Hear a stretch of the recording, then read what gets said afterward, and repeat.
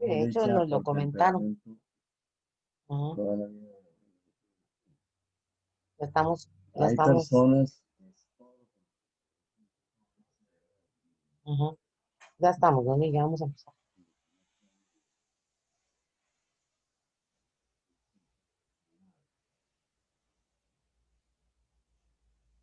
Buenas tardes,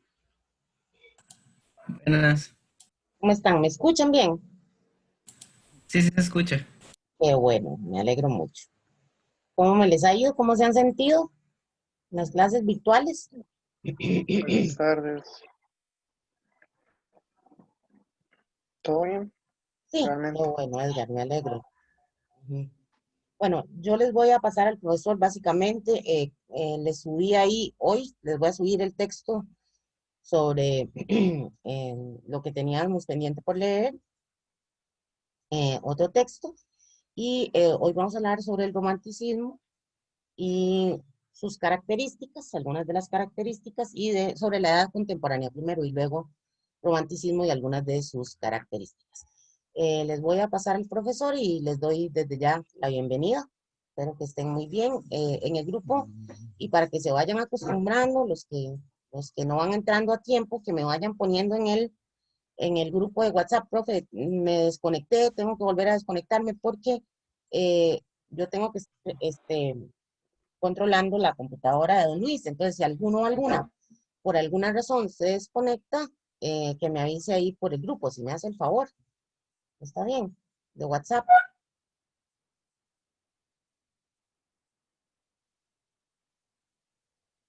Un momento que estoy admitiendo a algunas otras personas. Vamos a esperar un par de minutos.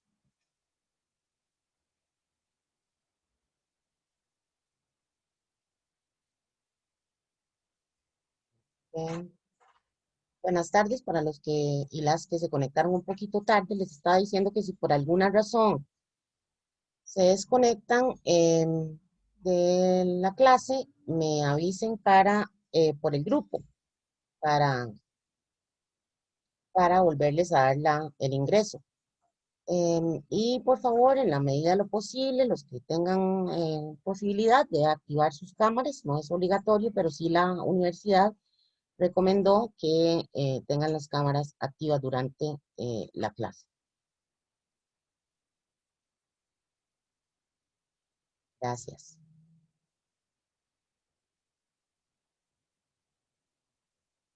Un minutito más y ya les paso al profesor.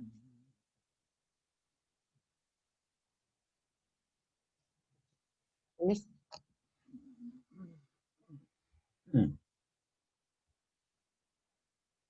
Buenas tardes, ¿me oyen bien? Buenas Sí, tardes. profe. Buenas tardes. Buenas Bueno, tardes, profe. ¿Sí se la escucha? bueno, vamos a empezar la lección. Como ya les dijo la profesora Molina, vamos a seguir concretando durante, bueno, varias lecciones porque este tema es enorme.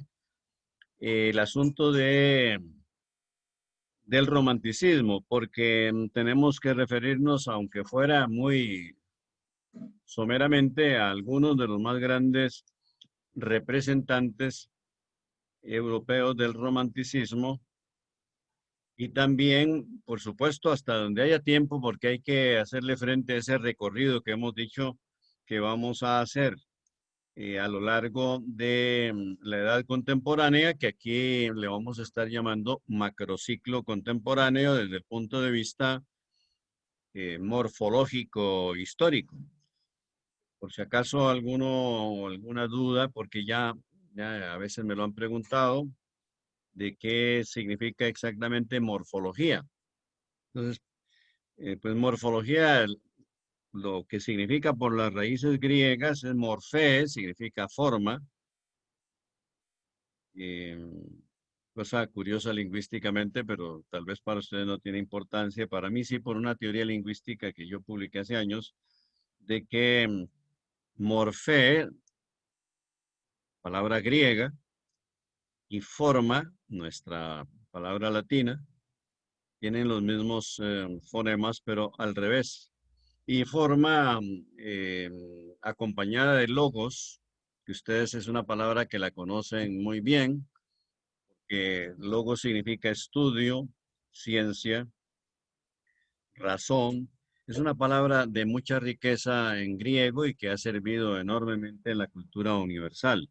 Entonces, morfología literalmente pues es el estudio científico de la esencia de cualquier cosa, no solo en este caso analizar la esencia, las leyes, los conceptos fundamentales de la historia, y para nosotros pues tenemos que constreñirnos a este esquema histórico, digámoslo así, de la edad contemporánea. Yo lo he aplicado a la historia universal y lo publiqué en un tratado que publiqué hace años, hace pocos años, precisamente sobre eso, de morfología de la historia, pero los temas que nosotros vamos a tratar se refieren solamente a los fenómenos culturales más relevantes de la edad contemporánea, que ya creo haberles hablado, pero de todas maneras podemos volver a eso, de que en cualquier libro de historia universal, que tal vez ustedes en el colegio tuvieron algún tratado de esos en la mano, eh, ven, y por curiosidad lo pueden comprobar, en el índice, la edad contemporánea empieza con la descripción de los hechos de la Revolución Francesa.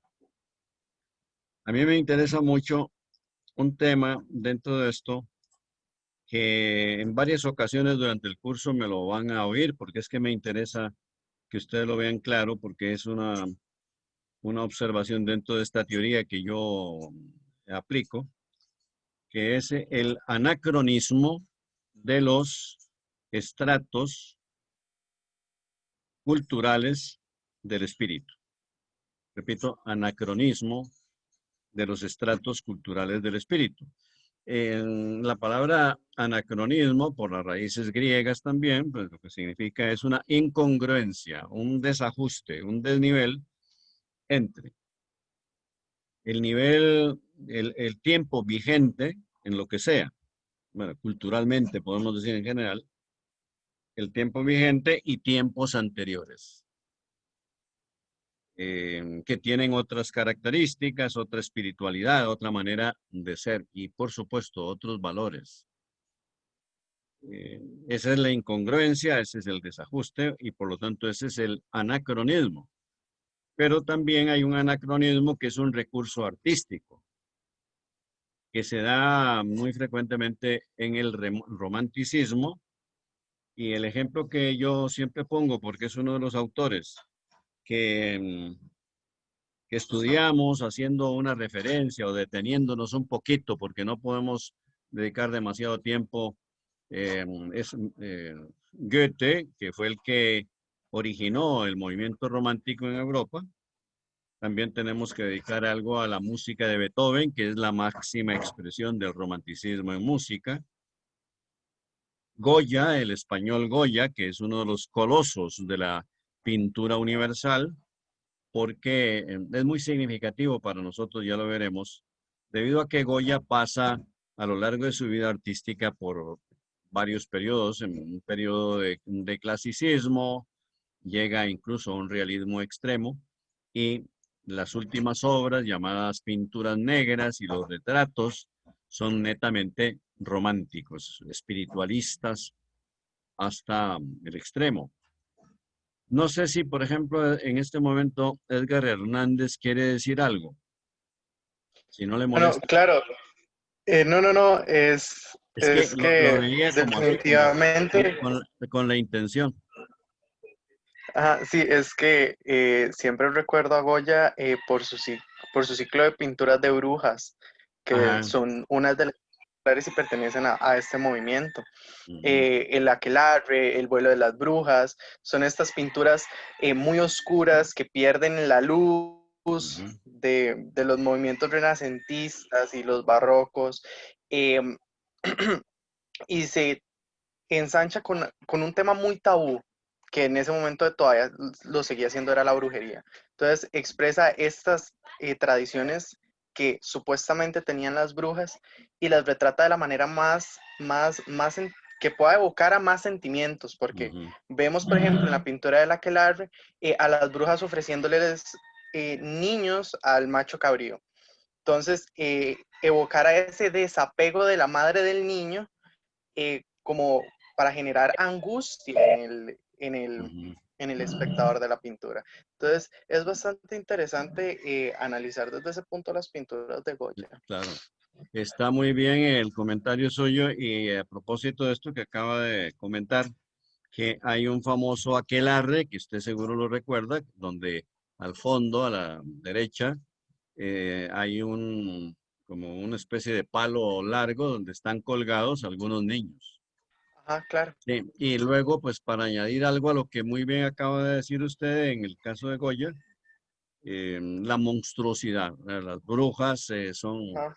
eh, pues dibujadas, pintadas, representadas de una manera monstruosa, ¿verdad? Con una imaginación que es de las más profundas y creativas de la historia de la pintura, y que la monstruosidad la mezcla, por ejemplo, la violación, podríamos decir, de la naturaleza, porque le gustaba mucho la mezcla de especies animales, la Ujú. monstruosidad en ese sentido de desviarse totalmente. El romanticismo se caracterizó entonces siempre, entre otras cosas, por, podríamos decir que la arbitrariedad, ¿verdad? El no someterse ya a una Claro. tradición muy consolidada, muy repetida.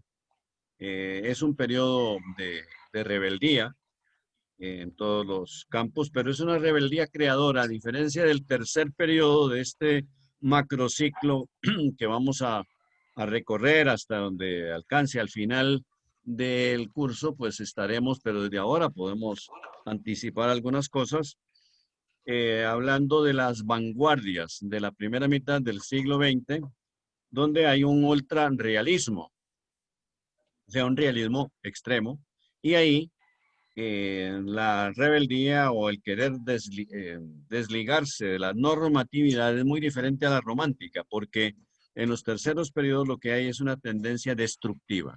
Ya veremos esto muy radical de romper, es una ruptura radical con las tradiciones culturales, con todo lo consolidado, como un hartazgo a que llega la humanidad en esos terceros periodos. Y en cuanto a este anacronismo, que les digo que hay, el, lo más claro para que ustedes lo vean es que la Revolución Francesa, que aparece en el último tercio del siglo XVIII, es un fenómeno típicamente representativo de un tercer periodo. Y entonces ustedes se pueden preguntar, ¿cómo es que acontecimientos típicos de un tercer periodo pueden hasta poner en duda la teoría por esto, por este anacronismo, esta incongruencia de un tiempo vigente, que es el de la Revolución Francesa, y un tiempo que no es vigente y que corresponde a otro macrociclo? Y la explicación es muy clara, diría yo, y contundente, de que eso se debe no a ninguna contradicción teórica ni del espíritu, sino a que el espíritu evoluciona ondicularmente, como también si ustedes observan su propia vida, incluso dentro de un mismo día, no me refiero de una época a otra, que también ustedes lo pueden observar, la niñez, la pubertad, la adolescencia y ahora que están ya iniciando el periodo de adultez juvenil o de juventud adulta, pues ya han pasado por varias etapas. Entonces, nadie puede dudar de que las fuerzas naturales y la vida nuestra humana es también un conglomerado de fuerzas que, como todas ellas, en la naturaleza y en el espíritu, eh, proceden como a empujones, como brincando de un peldaño a otro. Y en la historia yo he observado que siempre se siguen estos tres periodos. Uno de que yo le llamo de monólogo, porque el monólogo, tal vez ustedes recuerdan por estudios anteriores, es un soliloquio. O sea, monólogo es una palabra de raíces griegas y soliloquio de raíces latinas, pero significan exactamente lo mismo. Es una conversación con un sujeto consigo mismo. O sea, hablar solo es un monólogo y siempre estamos hablando con nosotros mismos en nuestros pensamientos, son de nosotros como sujetos y no cabe duda de que la mayor parte de nuestra vida, cuando no estamos hablando con alguien en que hay un diálogo, lo que tenemos en vigilia es un permanente monólogo, una conversación con nosotros mismos. Entonces, lo que quiero decirles es que también las épocas, igual que nosotros, que alternamos monólogos con diálogos cuando hablamos con los demás, eh, las épocas tienen siempre el predominio de una inclinación o hacia el sujeto en sí mismo, en su intimidad de monólogo, o hacia afuera, una atención al mundo exterior, a la naturaleza, a los problemas sociales que empiezan a encresparse y a llamar la atención en los segundos periodos. En este caso nuestro, de este recorrido, decíamos que el romanticismo se extiende simultáneamente a la Revolución Francesa y se extiende hasta mediados del siglo XIX. El segundo periodo, que es de un realismo moderado y de clasicismo, ya veremos todo esto porque tiene mucha riqueza cultural, esto de averiguar las connotaciones que tiene lo clásico. Y el tercer periodo correspondería a la primera mitad del siglo XX. Entonces, quiero que quede muy claro entonces que el hecho de que haya protagonistas históricos incongruentes, contradictorios, por ejemplo, los personajes que ustedes conocen por el colegio de la Revolución Francesa, los líderes, Danton, Marat, Robespierre, los ideólogos anteriores como Rousseau, Montesquieu, Voltaire, sobre todo los hechos sangrientos, esa revolución radical que hubo en Francia y que es uno de los acontecimientos más importantes de la historia universal de los últimos 500 años, y luego la desembocadura en el Imperio Napoleónico, son hechos que a lo largo de la historia universal yo he comprobado que se producen siempre como el siglo I antes de Cristo en Roma, se producen en los terceros periodos. Pero al mismo tiempo que va surgiendo, que van desarrollándose esos hechos de extremo realismo, van apareciendo obras románticas. Y entonces se da esa contradicción aparente que no es más que una incongruencia de esta ondicularidad de la historia, porque una ola llega a su final. La Revolución Francesa es el tercer periodo de un macrociclo anterior al que nosotros vamos a estar recorriendo. Empieza a principios del siglo XVII, la Edad Moderna, que termina con la Revolución Francesa. Y sigue también esos tres periodos.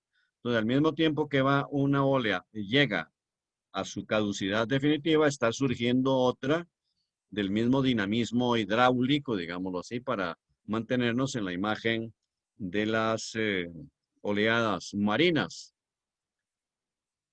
Y así entonces tenemos que Beethoven y Hegel es el máximo filósofo del idealismo alemán. Toda su filosofía es romántica, en ese sentido del monólogo, del idealismo absoluto, de la concentración en las condiciones espirituales del ser humano. Es el máximo representante en filosofía Hegel, que se escribe con H-E-G-E-L, Hegel. Tal vez ustedes lo habrán oído mencionar, pues muchas veces, tal vez porque Hegel, a pesar de que es uno de los filósofos más herméticos, más difíciles, que exigen más formación filosófica, Pues llegó a popular, no, pero en realidad llegó a ser bastante conocido fuera del especialista en el mundo, porque Marx era hegeliano, pero por la vía materialista.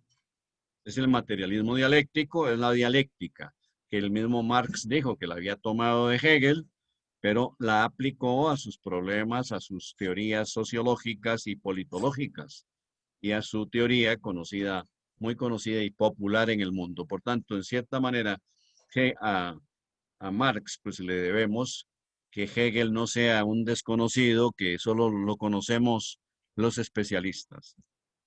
Y eh, Hegel, máximo romántico en filosofía. Beethoven, máximo romántico en música. Ya hemos mencionado a Goya, pero Goya nos va a servir, como ya el compañero Hernández lo dijo, pues, y yo también, que pasa por varias etapas. ¿Y qué ocurre? Que resulta que con la misma edad está un personaje contrapuesto totalmente como es Napoleón.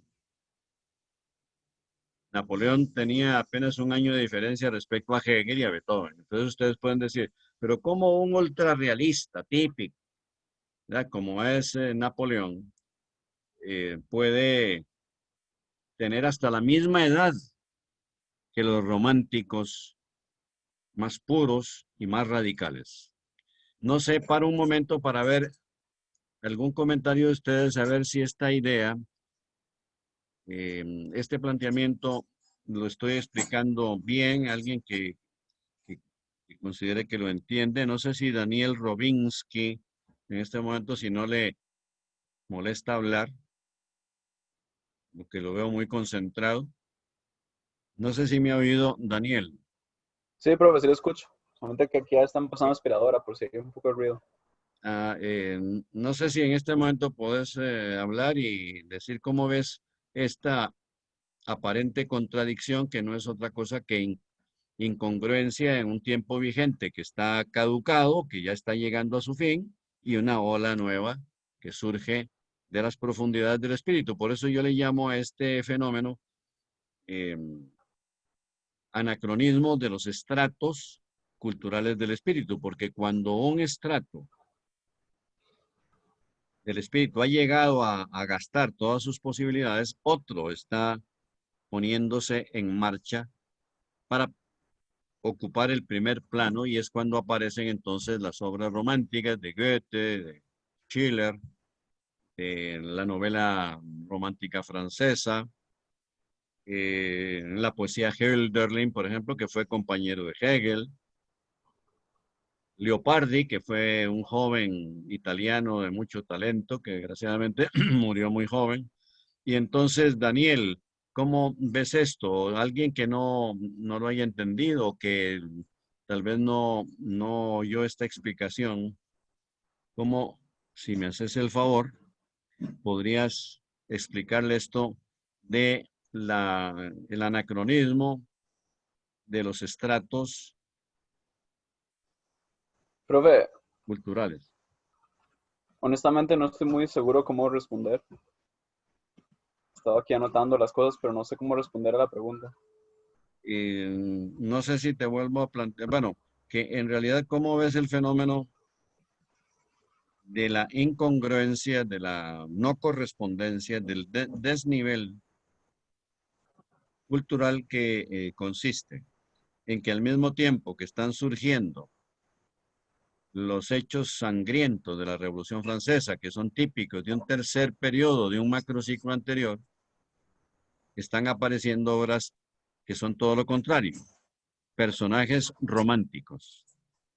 ¿Cómo pueden tener incluso hasta la misma edad protagonistas históricos contrapuestos? Eso es lo que hay que explicar, o no sé si, bueno, en este momento Daniel no tiene las ideas claras, según dice él, pero María Paula, si no le molesta hablar en este momento. Sí, está bien, profe.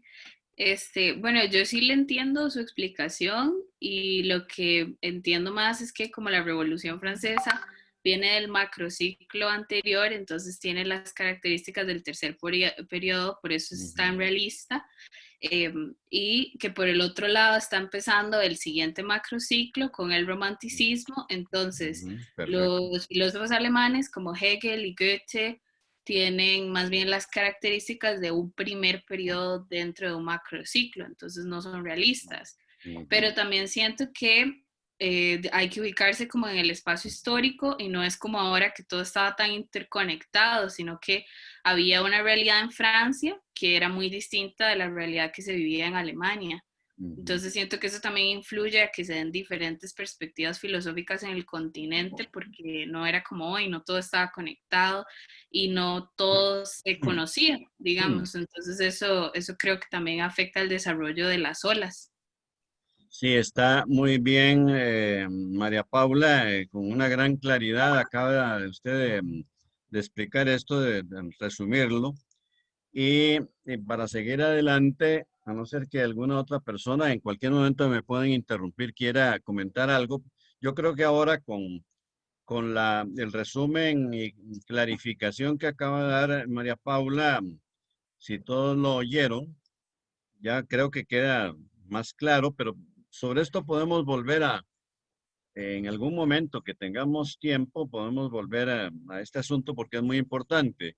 Y luego que tengan presente los, los autores alemanes, que son los que originan el romanticismo, hay que tomar en cuenta también, y a propósito de lo que dijo María Paula, que en Alemania también había ya muchas inquietudes. Ese es un tema que ahora, pues por falta de tiempo, no lo voy a plantear, que es el de por qué, la pregunta, ¿por qué esa gran revolución que se llama burguesa, porque fue la clase media la que lo organizó en Francia, y que es el acontecimiento de la historia universal más importante en los últimos 500 años, ¿por qué ocurrió en Francia?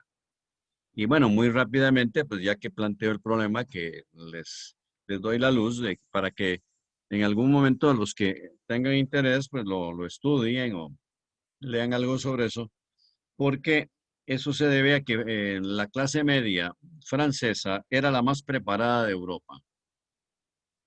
La burguesía había surgido en el siglo XVI, pronto fueron creadas muchas ciudades en torno a los mercados, hubo también una evolución del derecho contractual, de los códigos de precios, de medidas y pesos. Y esto pues fue creando una clase media acomodada que podía darle a sus hijos una cultura superior y matricularlos en los mejores colegios. Por tanto, no cabe duda de que Francia en el siglo XVIII había alcanzado un nivel cultural, un despertar de las ideas. Ahí están los grandes ideólogos que luego influyeron en toda Europa y en el mundo. Los liberales, de estos que ustedes conocen desde el colegio, como sobre todo Juan Jacobo Rousseau, Montesquieu, Voltaire, los historiadores Turgot, Condorcet. Quiere decir que ahí estaban los grandes maestros revolucionarios en teoría primero y luego en la práctica política. Y eso en cuanto a explicar por qué fue Francia. Pero eso no quiere decir, y María Paula se refirió a esto, no quiere decir que en Alemania, donde surgió el romanticismo, no hubiera ya inquietudes políticas. Ahí ya empezaba el imperio prusiano, que iba en el siglo XIX ya a integrar toda Alemania en una guerra contra Francia, franco-prusiana, la famosa guerra franco-prusiana, que termina en 1871.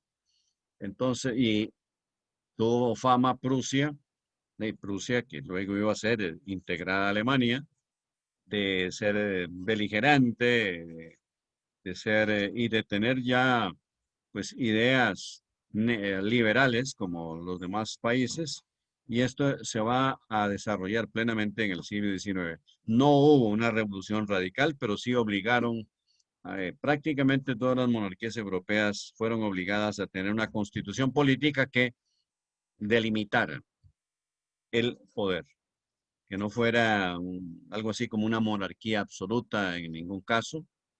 Y hasta en el siglo XVIII también hubo en toda Europa lo que se llama el despotismo ilustrado, porque ya había ahí nuevas ideas, las ideas liberales, democráticas, y por supuesto que eso en Francia fue radical. Pero ya lo fundamental en esto lo había explicado María Paula, de que desde lo de los oleajes, de la caducidad de una onda que ya es un tercer periodo y entonces surge el otro.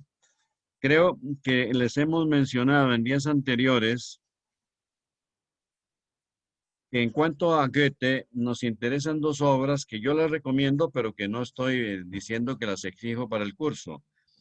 Una novela de juventud que escribió Goethe, típicamente romántica,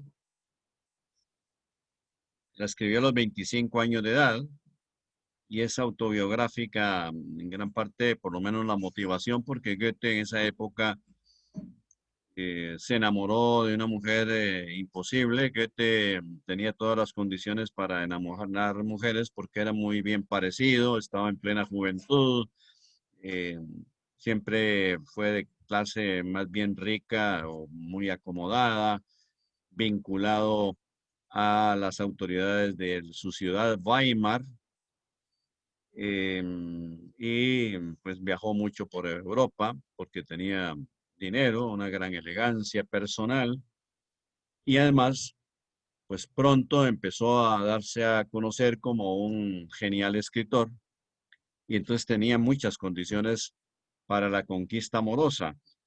Sin embargo, pues hasta esa calidad de hombres se encuentran con el problema de que les gusta una mujer que resulta imposible, pues sencillamente porque a él le gusta, pero a ella no le gusta a él. O tiene ya uno que es el que verdaderamente lo considera como amante, como esposo, lo que sea. Creo que es que era una mujer además casada y ya ustedes saben que en aquella época había mucha discriminación social y había mucho recato, un cuidado enorme, no es como ahora que nosotros estamos acostumbrados a que los divorcios están a la orden del día y que ocurre pues de todo y nadie se alarma, pero en esa época había como una esclavitud del qué dirán y que era totalmente, estaba consolidado en la vigencia de normas de la sociedad, por lo que resultó imposible y Goethe pues pensó hasta suicidarse. ¿Y qué tiene que ver eso con el Werther, que es la novela que les digo de juventud? Pues que el Werther, que se escribe con W y TH, Werther. No digan Werther porque no es inglesa, es alemán. Cuando nos refiramos a la música de Wagner, que representa el segundo ciclo, ya a mediados del siglo XIX, también les recordaré que digan Wagner, porque la V se pronuncia en alemán labio dental, no como ustedes están acostumbrados a pronunciar en inglés la W que es gutural. Entonces, Wagner, Werther, y Werther es un personaje trágico, es típico del romanticismo, la tendencia a la tragedia. Eso pues me interesa mucho aclarar por qué ocurre esto en todas las etapas en que hay monólogo, hay esa conversación del espíritu consigo mismo, que es el espíritu de la época, ya no es un espíritu individual como el de cada uno de nosotros, sino la espiritualidad general de una época es la tendencia cultural, espiritual, a determinados valores e ideas y propósitos. Y las épocas idealistas, románticas, tienen esa fuerte tendencia a marcada sobre todo en las obras literarias, en la novela, en el teatro. Piensen ustedes en las obras de teatro del siglo V antes de Cristo, Esquilo, que inicia ese periodo, Sófocles, Eurípides, y en todos los periodos o la época de Shakespeare, siglo XVI, a principios del siglo XVII, en donde las obras inmortales de Shakespeare pues son tragedias. Y ya ustedes habrán leído alguna, por ejemplo, el Hamlet, o con suerte tal vez han leído Otelo, que es algo maravilloso y muy triste, por supuesto, porque una obra romántica, trágica, tiene que terminar mal. Y a propósito de Otelo, yo cuando he vuelto a leerla, pues he hecho en falta de que el personaje Otelo, con unos celos paranoicos que le había inculcado el personaje siniestro que fue Yago, por envidia, le creyó todas las sugerencias a Yago y se convirtió en un paranoico con delirio de celos y termina asfixiando, estrangulando a Desdémona, que era una mujer santa. Y uno pues a veces piensa, pero ¿por qué este hombre al final Shakespeare no lo hizo recapacitar para que se diera cuenta de que lo estaban engañando y que su mujer era santa y que no era culpable de nada? Y que terminara bien y que fueran muy felices. Pero es que tiene que terminar mal. Otelo pues termina suicidándose, claro, porque ya después de la muerte del asesinato de Desdémona se aclara todo de que el engaño en que había vivido y que su mujer no merecía lo que él le hizo jamás. Entonces, la pregunta que ustedes se pueden hacer es ¿por qué en el romanticismo hay una tendencia tan fuerte a la tragedia? No sé si, por ejemplo, María Paula tiene alguna idea sobre esto, si quiere exponerla, si no, pues no hay ningún compromiso, es por comunicarme con ustedes o cualquier otra persona, ¿sí? Pero la pregunta era ¿por qué el romanticismo ¿Por qué hay? será así que en los periodos románticos la literatura tiende a la tragedia, pero Mm, muy compulsivamente? Son las obras señeras, las más importantes de esos periodos, suelen ser tragedias irremediables, como las griegas, que era por el destino, los dioses manejaban los hilos mágicos del destino humano. sí, señor. Bueno, en realidad yo nunca lo había pensado, sí había leído las obras que usted menciona, pero no había pensado como cuál era la razón. Pero yo sí creo que en el romanticismo, como usted menciona, ese monólogo, los artistas tenían como muchos conflictos internos y como muchos pensamientos. Y siento que tal vez eso al final había como una incertidumbre en ese periodo de la historia sobre el futuro, sobre los cambios sociales. No sé, siento que tal vez eso ellos lo pudieron haber manifestado en un sentimiento de tragedia, pero sí, nunca lo había pensado. Pues lo pensó muy bien ahora porque por ahí va el carro de la historia, debido a que hay siempre un intercambio. Usted, en otras palabras, lo acaba de decir muy claro a mi juicio, de que los artistas tenían conflictos de raíz social y desde luego que los artistas, los representantes de cada época, los protagonistas históricos, son plantas que deben toda su originalidad creadora al suelo cultural, digámoslo así, en que están. Y son los que dan expresión a preocupaciones sociales generales que el pueblo no es muy consciente de ellas, pero que tiene esas inquietudes.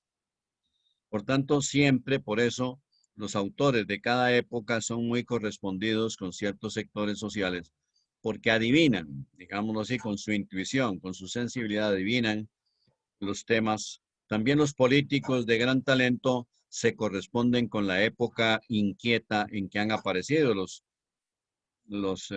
políticos como Hitler. O sea, Hitler en otra época no hubiera tenido éxito con su oratoria, en que repetía siempre los mismos temas y con eso logró hipnotizar a uno de los pueblos más inteligentes que existen, que es el pueblo alemán, porque era un periodo de extraversión donde hay una tendencia gregarista.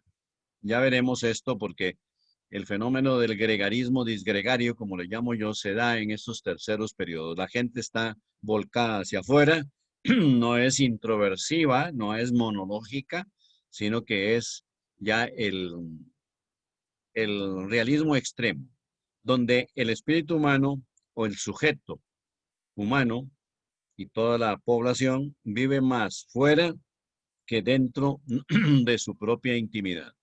Esas son características que hay que captar en la evolución histórica. Y los segundos periodos son de realismo moderado porque no están ni demasiado distantes de sí mismos, los representantes y el pueblo en general, ni tampoco demasiado metidos en sí mismos como ocurre con el idealismo. Entonces, pues esas son las dos. Y la otra obra que les recuerdo solo recordarla porque me llevaría bastante tiempo. Bueno, puedo referirme a ella muy rápidamente al argumento que es así, la recomiendo para unas vacaciones largas, los que tengan interés, que es el Fausto, la obra principal de Goethe, que es una de las 4 o 5 más importantes de la historia de la literatura y que tiene una parte que es bastante novelesca. El argumento, así muy dicho rápidamente, es el de Fausto es un anciano sabio que de un momento a otro, y claro, detrás de Fausto están las ambiciones, la formación, el espíritu de Goethe, porque eso siempre ocurre con los grandes personajes, siempre se ha dicho que detrás de Don Quijote está Cervantes, y detrás de Fausto está Goethe, que se dice de él que a los 70 años estaba enamorado de una muchacha de 15, o sea que nunca se le quitó esa tendencia sin tomar en cuenta pues, el paso del tiempo, el envejecimiento, etcétera. Bueno, y que posiblemente soñó, cosa que nos parece muy romántica, pero hasta cierto punto absurda, posiblemente Goethe soñó con haber tenido, imagínense ustedes, una relación íntima con Helena de Troya, porque en la segunda parte del Fausto aparece Helena de Troya. Claro, es que la segunda parte del Fausto de Goethe es como un túnel a través de la historia en donde Goethe cultiva el anacronismo como recurso artístico. O sea que hay 2 anacronismos, ya les expliqué y María Paula lo explicó también. Lo de la incongruencia entre un tiempo vigente y otro, o sea, y otro que vigente, pero que ya está caduco y que surge otro oleaje, ¿verdad? Eso es el que ya expliqué. Y este anacronismo como recurso artístico es la actualización de personajes, fenómenos y escenas de tiempos remotos de la historia, como un rescatar la historia para que los momentos estelares de la humanidad no se pierdan y los reproduce con su arte. Y eso es lo que ocurre, que Helena de Troya, que es un personaje de se considera por lo menos 800 años antes de Cristo, la guerra de Troya, más o menos, que aparezca ahí en la segunda parte del Fausto como amante de Fausto, y hasta tuvieron un hijo. Y claro, ¿esto qué sentido tiene? Pues es absurdo porque eso es imposible. La primera parte sí es un poco más novelesca y ocurren tragedias porque el anciano Goethe para poder lograr rejuvenecerse, porque pensó, bueno, yo me he convertido en un sabio porque he vivido la vida solo en bibliotecas y laboratorios.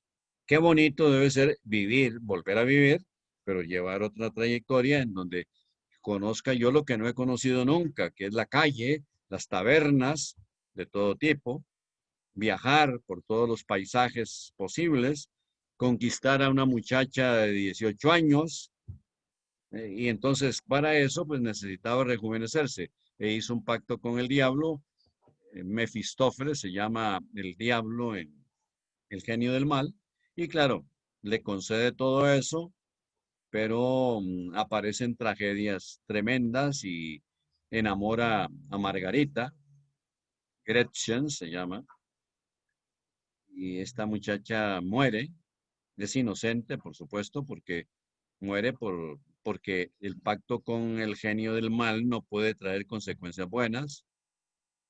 Para tener relación con Fausto, le da un narcótico a la madre para que no oiga, ya ustedes saben, que no oiga nada cuando ella está con Fausto en la intimidad, que no sospeche nada.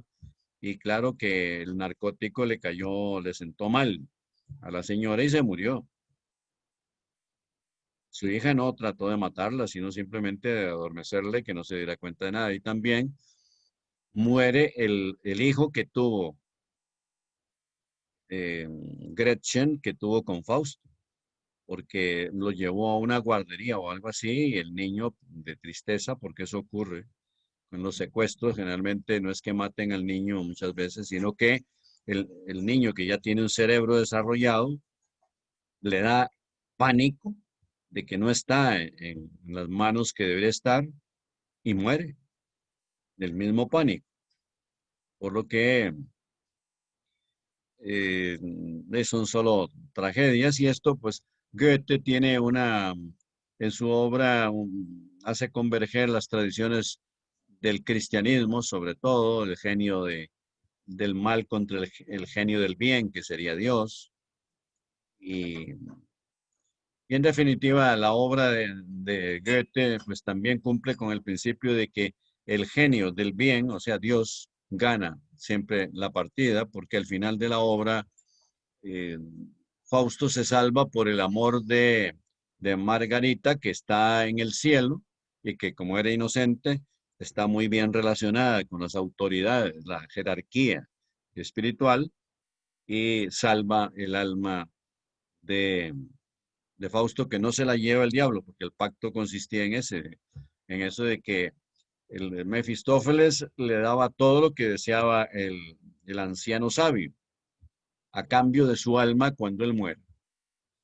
Y cuando los gendarmes del diablo van a llevarse el alma de Fausto para los infiernos, se les anticipan los ángeles de Dios y salvan a Fausto.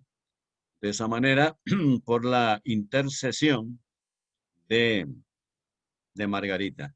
Hay una obra que, bueno, se me acabó el tiempo hoy, pero que espero decirles algo, recomendarla desde ahora, romántica española, que es Don Juan Tenorio, de José Zorrilla. Tengan la seguridad de que esa obra, si no la han leído y me han dicho que ya en el colegio no la exigen, que tienen que leérsela porque es de referencia obligada de cualquier persona culta, universitaria como son ustedes. Entonces, si tienen alguna duda o preocupación antes de pasarle la computadora a mi asistenta, la profesora Molina, ella generalmente pregunta a ver si están todos, pasa lista o si alguien tuvo problemas. Pero entonces, si alguien quiere decirme algo en este momento, alguna duda sobre lo que hemos comentado hoy.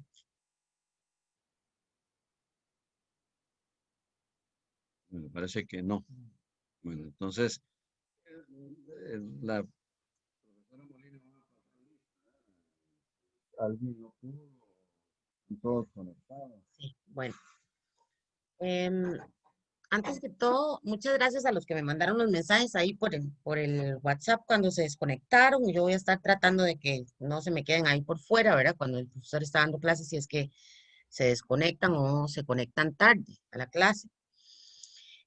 Yo ayer tuve como un ratito para hacer una revisión de todo, de que todos estuvieran en el entorno virtual, y creo que solamente me faltaban en el entorno Kevin Arias y José Daniel García. Están por acá. Sí, este grupo Sí, 17. yo estoy acá, de hecho. Y ahí lo veo. Yo también, Kevin.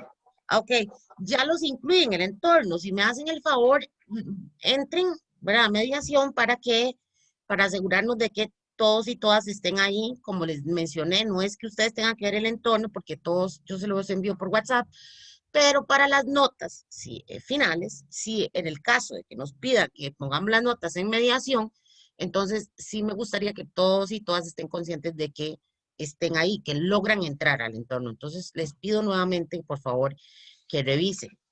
Ahora yo les enviaré también la clase de hoy y les estoy adjuntando, igual que al grupo de ayer, el Werther y el Fausto, para que los que tengan interés de leerlo, pues lo tengan por ahí y como dijo don Luis, en algún ratito de vacación, en las vacaciones o en los fines de semana, tengan ocasión de leerlo. Y tengan un poquito más de ese sentimiento del romanticismo, que es el que don Luis también les explica. Leer, aunque sea fragmentos de las obras, nos ayuda mucho a identificar ese romanticismo, ese periodo romántico. Me quedaba solamente por pasar lista y creo que con eso pues nos despedimos. La próxima semana tenemos clase asincrónica, ahí también se los estoy mencionando. Y también la próxima semana les subiré un texto para que lo lean, aparte del que, o sea, el que les subo hoy, lo leen para la próxima semana y la próxima semana les subiré un texto para que tengan listo para el día que nos toca clase virtual.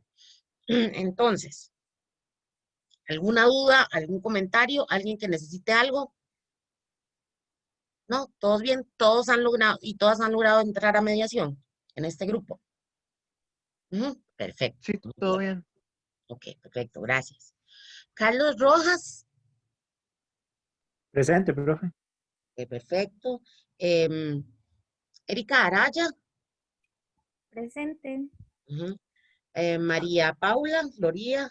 Sí está por ahí, Aquí. María Paula. Ajá. Diego Naranjo. Buenas, acá estoy. Tatiana Salazar. Presente, profe. Gracias. Kevin Arias, ahí está, en la esquinita. Vi que hay. Daniel Bolívar. Presente, profe. Ok, Daniel. Paula Fred. Presente. Gracias, Paula. José García Murillo. Presente, profe. Okay. Nicolette Hornquist.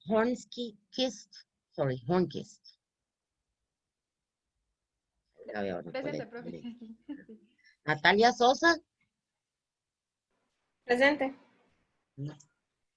Isabel Sullivan.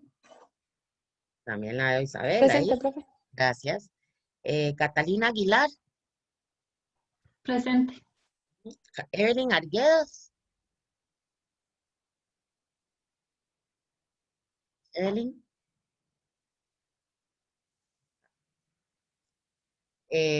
Jocelyn Calvo. Presente, profe. Gracias, Jocelyn. Oscar Campos. Lo veo. Edgar Hernández. Presente. Jimena Lara. Jimena Lara. A ver si me escriben, a veces me escriben en el chat porque no tienen... Ella me acaba de poner un mensaje que está teniendo problemas con el micrófono, pero que ahí está. Ah, ok, perfecto. Sí, por eso es que a veces reviso el chat cuando estoy en la lista, porque Francisco Lara. Buenas tardes, aquí estoy. Gracias, Francisco. Sebastián Loría Bio. Soy yo. Buenas. Gracias. Hola. Hola. Michelle Murillo. Michelle Murillo. Si Michelle pone algún mensaje ahí me avisan, porque no la veo por acá. Steven Núñez.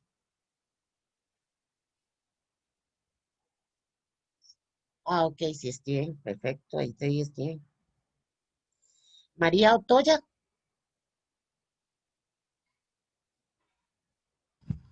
María, es María, Monse, perdón. Tranquila. Ah, María Solano. Mariana Mariana. Solano. Presente. Ujú. Y Oscar, vamos a ver, Oscar. La única que no me aparece aquí es Michelle, pero yo qué raro, porque yo vi casi que todo el grupo estaba presente. Y no veo a Michelle, o no me ha dicho si está por aquí o no. Me parece que no. Y Evelyn tampoco, Evelyn Arguedas. Creo que son las que no están por acá. Bueno, no, perfecto. Nos vemos entonces. Ajá.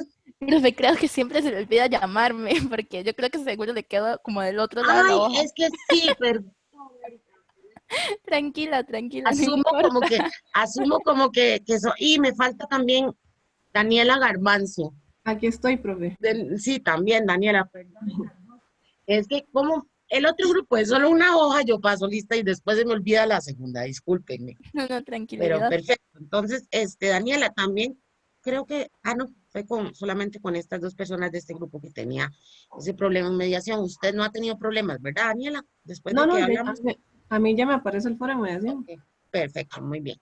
Bueno, entonces nos vemos la próxima semana. Muchísimas gracias a todos y todas y ahorita les hago llegar la información. Gracias, hasta luego. Buenas tardes. Que estén bien. Gracias, buenas tardes. Realmente. Un gusto.